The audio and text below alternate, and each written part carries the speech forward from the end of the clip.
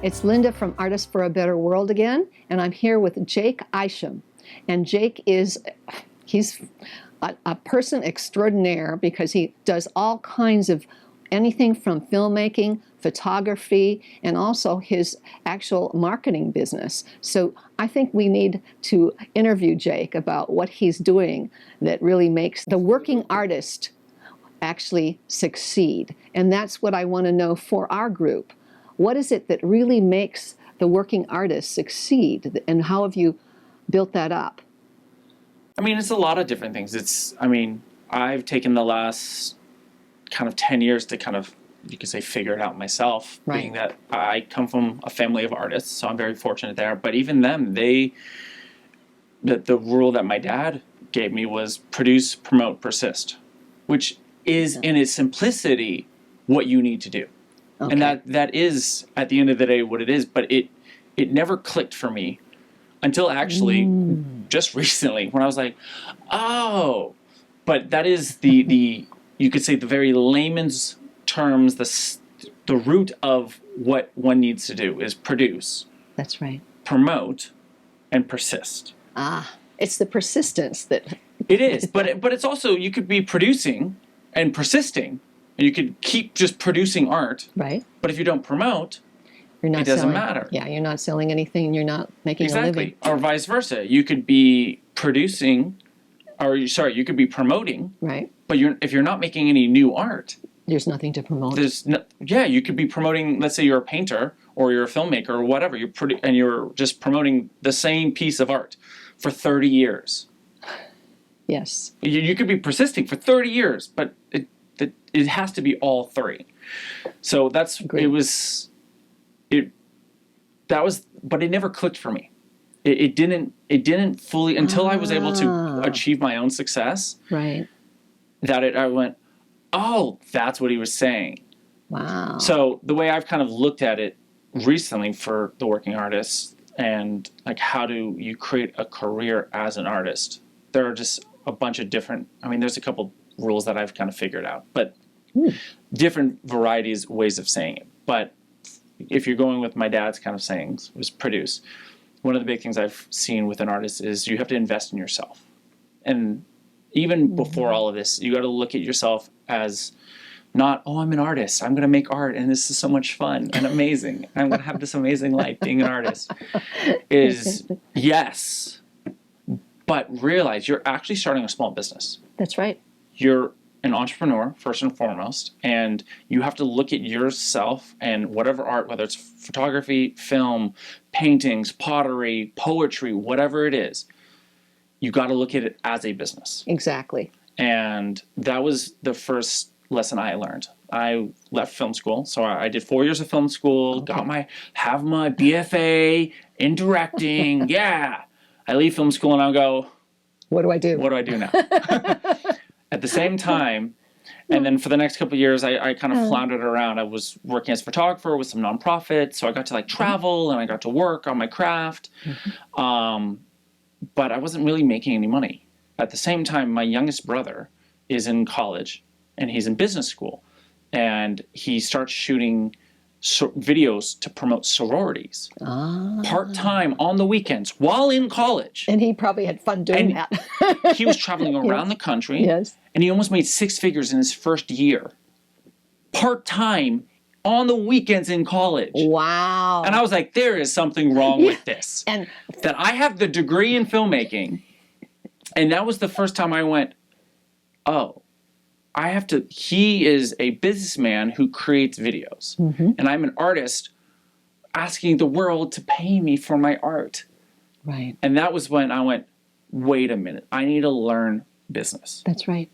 So that kind of started the journey, and where I love promoting when I talk to up-and-coming artists is you got to look at yourself as an entrepreneur. You got to look at yourself as a business owner. The craft is just one part of it. That's right. You got to look at making your paintings the same way Starbucks looks at making coffee. There's nothing different. And if you take the significance out of, oh, I'm an artist, it changes a lot. You go, I'm selling a pot, I'm selling, a microphone, I'm selling a shirt. the same way as I'm selling this movie, I'm selling this painting, I'm selling this photograph. Mm-hmm. And then you start clicking, you go, who's going to buy it? Exactly. Who's the public? Who's the public? Who am I selling my art to? And what's the price value? You start to look at, okay, great. Starbucks is cheap coffee. You go to a Blue Bottle, you go to Intelligentsia, you go to Earth Cafe, any of these hip places in LA. That's right. You're spending not $3 a coffee, but $8 a coffee. That's right. So it's a different clientele. Exactly. McDonald's knows its clientele. They know what value they provide. They do a lot of surveys. Oh my God. They know it's fast. Right. Their clients want food that's cheap and fast. Right. So they don't do anything more than cheap and fast. And they sell multi-billion dollars every year. That's right.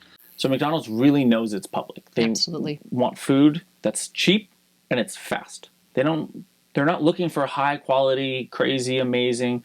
But you go to I can't think of another example, unfortunately, but like a nice steakhouse where they don't want the food fast, but they're okay with it pricing longer, so it's healthier, it's organic, it's higher quality, it's going to take time, and they're going to sit down, have a cocktail, maybe a glass of wine, 2 or 3 courses, appetizers, salads, dinner, dessert, and you're going to spend a lot of money. Right. But you're also not just paying for the food, you're also paying for the experience. Exactly. The place, the location, the vibe. So that's why those places are expensive. And the two people don't usually go to the same place. People who eat at McDonald's, in general, don't typically spend $500, $1,000 at a steakhouse. It's two different publics. And neither one is right or wrong. Exactly. It is just the decision that you have made. Who do you want to service? Who do you want to provide your art to? You can sell high-end, let's say a painter, just to make it very, very easy. Okay. You can sell very high-end art, and you can go, great, this art is $500,000. This is $1 million. This is $20,000. You can also sell art, here's $20, here's $50, here's $10. They're two very different publics. In fact, we have artists like that in Artists for a Better World. One sells art for $100, $200, and another sculptor, it could be several million. Exactly. And so neither is right or wrong. Exactly. They're both completely valid. But the point that I'm wanting to make is just pick one. It doesn't matter. Know who your audience is and go, great, I'm selling to them. Good. So that's the first thing that I always try to help tell artists is know who you're selling to. Who is your public? If you go, who buys your art? As a filmmaker, I know that's why I started a marketing agency. One of the things that my dad always taught me was when he was growing up playing music, it's a little bit of a story, so I'll tell you. That's all right. Is he and a buddy of his were both trumpet players. And my dad decided to take jobs, the random jobs that, playing at the Holiday Inn, Chinese funerals, in the orchestra, the this, the that. And knowing that he can then make enough money in one job to pay for a week worth of him practicing. Right. And then he can go record his albums and do everything. But he kept a job that kept a trumpet in his hand. Rather than his buddy, who also was a trumpet player, but only wanted to play jazz. I'm not going to do anything else except jazz. I'm a jazz trumpet player. Ah, I see. And he drove a taxi. He specialized That's his day job. in that. Yeah. Oh, and then he had to... But he had to pay, both of them had to pay bills. Right. My dad decided to do it doing silly, you could say, jobs, but kept a trumpet in his hand. So he got paid essentially to keep practicing. That's right. Versus his friend, who I don't think ever made anything of himself as a trumpet player. He was a taxi driver. That's what he was. He was not a trumpet player. I see. So my biggest thing that I always try to tell people is, even though, and this is what I'm still on that journey myself, is I'm a filmmaker. Yeah, I make music videos and little, social media content for people, but I get paid to have a camera in my hand every day. Exactly. I'm not making the big feature films, action movies that I want to be making yet, but I'm constantly practicing my craft. So when I do have that opportunity to make a feature film, I I've put in hundreds of thousands of hours. Not just, oh, I'm working a desk job at an accounting firm, at a lawyer's office, doing whatever. Right. You have the experience. No. Yeah, I'm on set almost every other day. I'm shooting and editing every single day of my life. And that reminds me of the Dream Team directors, because they started out with small videos, and they're now making feature. They're on Prime now, one of their documentaries. Yeah, so that's another thing that I love to tell artists is like, figure out how you can start getting paid to do your craft. Even if it's not the ideal scene of how you want to make money doing your craft, start figuring out how you can get paid for your craft and then build to what you want to do, because then you're getting paid to practice. Exactly. I love that. And that's what the working artist, when you first started it, what is the thing that you wanted to accomplish? So I'm launching this academy called The Working Artist, as you're prefacing, and I'm very excited for it because I've seen so many of my friends, again, in that exact situation that I was just saying. Yes. That work silly day jobs to pay the bills, as we all have bills we have to pay. Right. And they want to be photographers, they want to be filmmakers, they want to be painters, they want to actually be artists, and they don't know how to do it. Exactly. They don't have the tools. They might just be scared to do it. I don't know exactly when this video is being released, but we haven't officially launched yet, which is very exciting. And so this video might come out and it might be launched, it might not be. So, but the easiest way to find out about it is on our Facebook group. Starting there to build a good group of people, facebook.com/groups/The Working Artist. But the goal is basically to help teach people how to, if they're making $0 as an artist right now, to get them to, $500, $1,000, $2,000 a month as an artist. If they're at $500, $1,000, $2,000, how do we go? And it's your part-time income. How do we get that to being your full-time income? Exactly. Great, it's your full-time income, but you want to be doing a different type of art and getting paid to do that? Great, how do we transition that into that? How do we expand? How do you actually create a business? Like my company, we have several employees. So it's like, how do you create a business as an artist? And not just where, okay, I'm doing this by myself. Like, exactly. So it's how do you actually expand and how do you get paid to be an artist? And that's the thing I've seen so many artists not know, again, is the business side. They love the craft, and that's why they want to be an artist. It's not because they want to be in sales. They want to be in marketing. They want to do any of that. So even if it's like, I have a buddy who I helped get a job as a photographer, where he works at a marketing agency. So he's not doing a freelance job, but he is now getting paid as an artist. Right. And he's traveling around the country. He's been traveling around the country for this marketing agency, doing their photography for all of their clients and getting to work full-time as a photographer. Excellent, excellent. Yeah, there's a lot of opportunities that people are not looking into, and they can practice their art while they're building up their business. Exactly. I think that's perfect. And so what have you found is one of the things that really stops people from doing that? Well, it's from a couple different surveys that I've done recently on Facebook and just asking different friends. There's a couple different things. First I've seen is self-confidence. Honestly, there's this, I'm afraid to put myself out there, to make art, to trust that I can do it in general. Like I'm not good enough yet or yeah, something there's all of this, whatever, those mental barriers that you run into, that those voices in your head saying, oh, I'm not going to be successful. I'm not going to, like, the biggest thing I've realized, and I actually just did a post on this the other day, was I've been fortunate to actually meet some of the top artists in the planet. Some of the biggest names you'll ever know. And I've realized when talking to them, they're still figuring it out themselves. Like, it was one of the most humbling realizations I've had was, holy crap, they still don't know what the heck they're doing. Or they're still working on their own self-confidence. Exactly. Like they, Ah. even though they've made it, Right. and they are the 1% of the 1% of the 1% of the guys who are like, I want to be him or her. Right. They're still figuring it out. Right. They're still faking it till they make it. Right. And they still go, I don't know, I'm kind of doing it. So, but it's winging it. Yeah.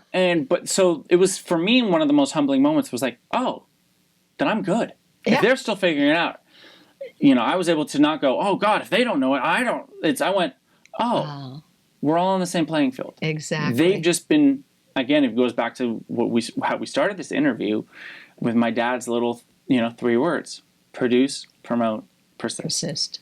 And it's become such a very simple kind of verbiage. So with the self-confidence, it's just that I've seen is literally the old adage of fake it till you make it.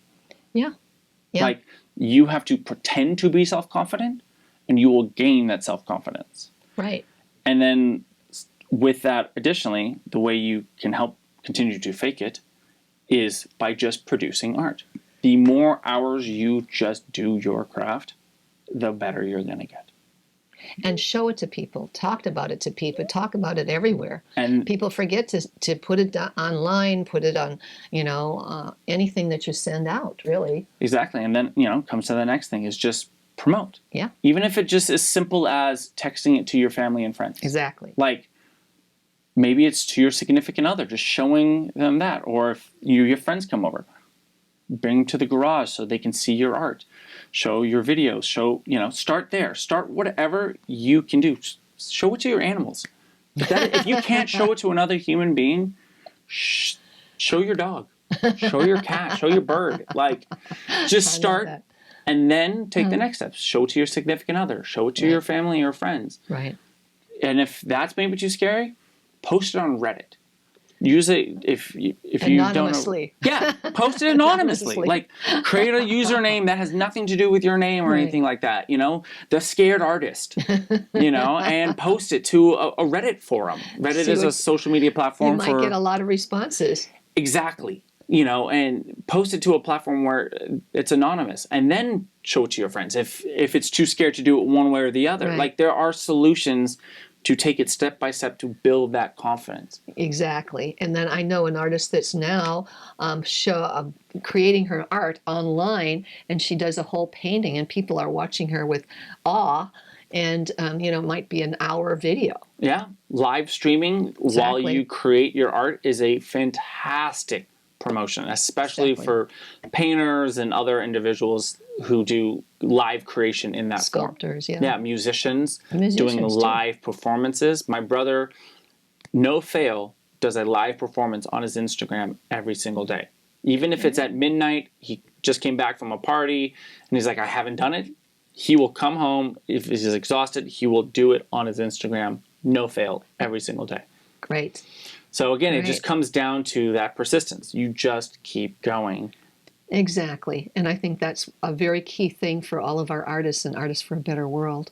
Very important. Yeah. I love what you're doing. And what is your overall goal after all of this? And you're obviously going to do something online with training other artists. What do you hope to eventually get towards and achieve? My goal is to help 1 million artists. I love that.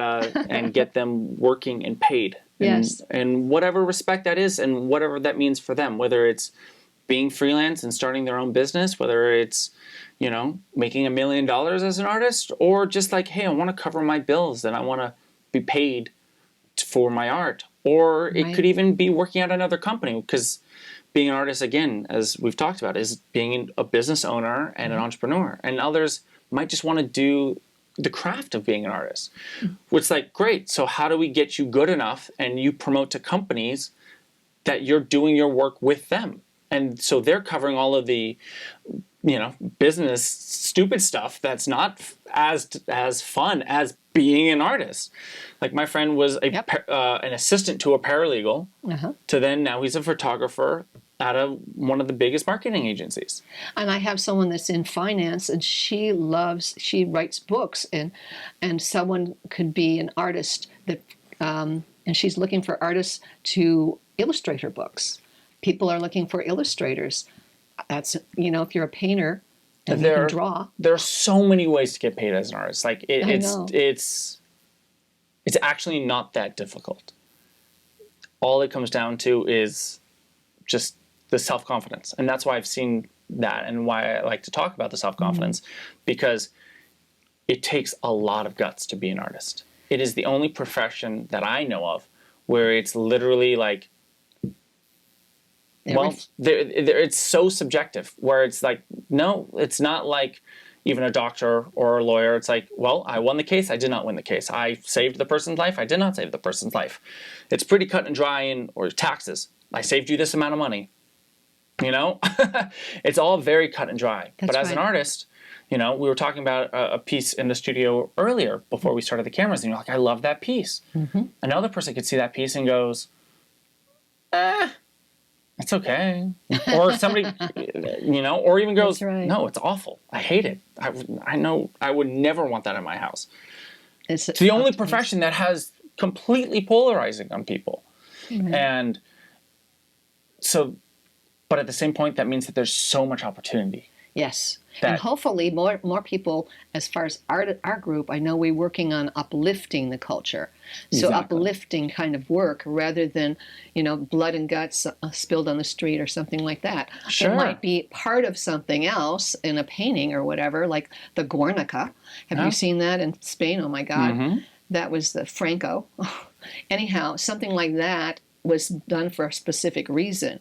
But as far as art goes, if you can do something that actually does uplift people and they start feeling better about themselves and what they're doing, it really helps the whole culture. Oh, 100%. And there's the myth of the starving artist that's why I completely disagree with it, because it is simply the lack of that person taking responsibility to learn the business.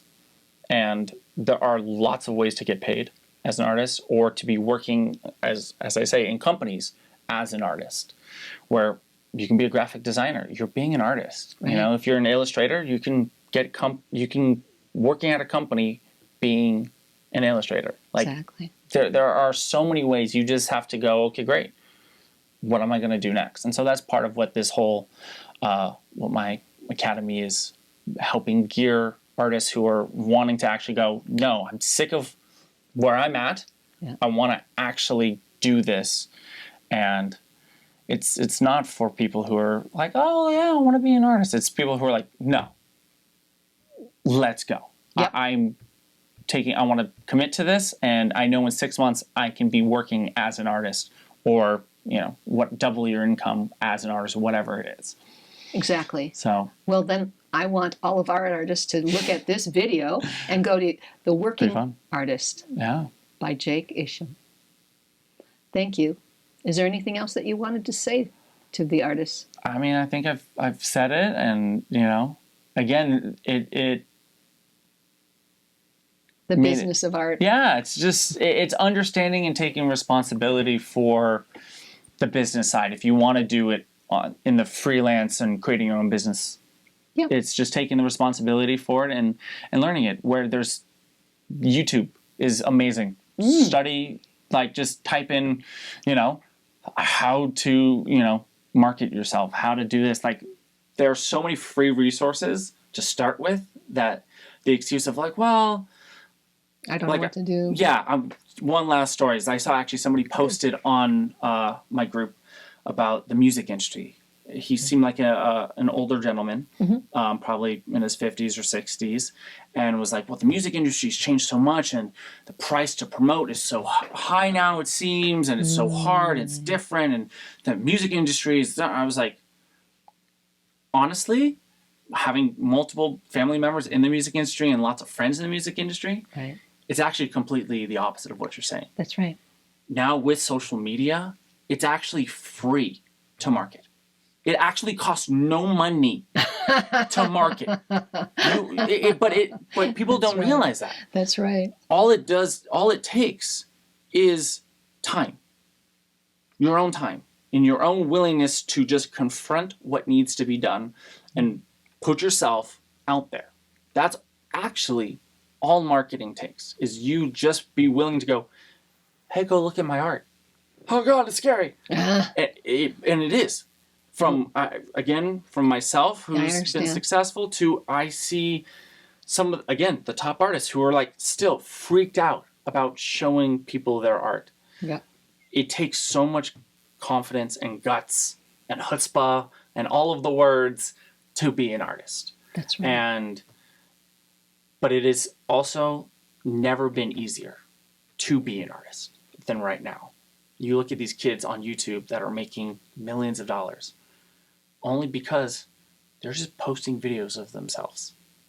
And all you have to do, whether it's TikTok, Instagram, Facebook, YouTube, it doesn't matter, whatever the next social media platform is, if you just start posting your art consistently, I don't know whether to talk to you or the camera, but Yes. if you just start posting your art consistently, I guarantee you, if you post it one time a day for 6 months straight, you will start making money.